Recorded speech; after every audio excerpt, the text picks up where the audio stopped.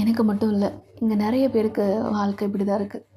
சொல்ல முடியாத வலியும் வேதனையும் துக்கமும் துயரமும் நிறைய இருக்குது.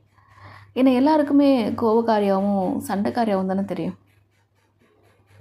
நான் அப்படி இல்லை. என்னோடய குழந்தைத்தனத்தையும் சுட்டித்தனத்தையும் மறந்து பல வருஷம் ஆச்சு. நான் ஏன் இப்படி இருக்கேன் அப்படின்னு கேட்குறவங்களுக்கு நான் ஏன் தெரியுமா அப்படி இருக்கேன்? நிறைய இழப்புக்கு அப்புறம், நிறைய அவமானத்துக்கு அப்புறம், நிறைய புறக்கணிப்புக்கு அப்புறம், நிறைய ஏமாற்றத்துக்கு அப்புறம், நிறைய நிறைய தியாகங்களுக்கு அப்புறம் இழக்கிறதுக்கு நீ என்கிட்ட ஒன்றுமே இல்லாதன்ற போது தான் என்னை நான் கோபக்காரியாகவும் சண்டைக்காரியாகவும் காட்டினேன். ஏன்னா என்னை காக்கிறதுக்கு எனக்கு என்னோடய வாய்ஸை உயர்த்தி பேசினா ஒரு வேளை அவங்க போல்டாக இருப்பாங்களோ அப்படின்னு பயந்துருவாங்களோ அப்படின்ற ஒரு எண்ணத்தில் தான் நான் சண்டைக்காரியாகவே மாறினேன். கோபக்காரி அப்படிங்கிறது எல்லாத்துக்குமே கோவப்பட மாட்டேன். எனக்கு தப்புன்னு படுது ஏதோ அதில் தான் கோவப்படுவேன். ஆனால் அதிக கோபம் நான் எந்த தப்புமே பண்ணாமல் என் மேலேயே நான் படுறேனே, அதுதான் என்னால் ஏற்றுக்கவே முடியல. நான் ஏன் என்னை தண்டிச்சுக்கணும் அப்படின்ற கேள்வி இப்போ தான் எனக்கு கொஞ்சம் கொஞ்சமாக மைண்டில் வருது.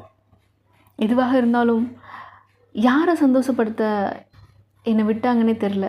என்னோடய லைஃப்பில் என்னோடய பெற்றவங்கள்லேருந்து என்னோடய எக்ஸ் வர இனி என்ன பண்ணணும், என்ன பண்ண போகிற அப்படின்னு கேட்குறவங்களுக்கு நான் என்ன சொல்கிறேன்னா, இனி பண்ணுறதுக்கு என்ன இருக்குது? இனி பண்ணுறதுக்கு என்ன தான் இருக்குது சொல்லுங்கள்? எல்லாமே பண்ணிட்டீங்களே. லைஃப்பில் எனக்கே தெரியாத நிறைய விஷயங்கள் உங்களுக்கு தெரிஞ்சிருக்கு. அது நல்ல விஷயங்கள் 1, 2 இருந்தாலும் நிறைய கெட்ட விஷயங்கள் உங்களுக்கு என்னை பற்றி நிறைய தெரிஞ்சிருக்கட்டும், பரவாயில்ல. இருந்தாலும் இன்னொரு யோசனை என்ன ஓடுது தெரியுமா? யாரும் இல்லாதப்ப அந்த இடத்துல யாரை யோசிக்கணும்?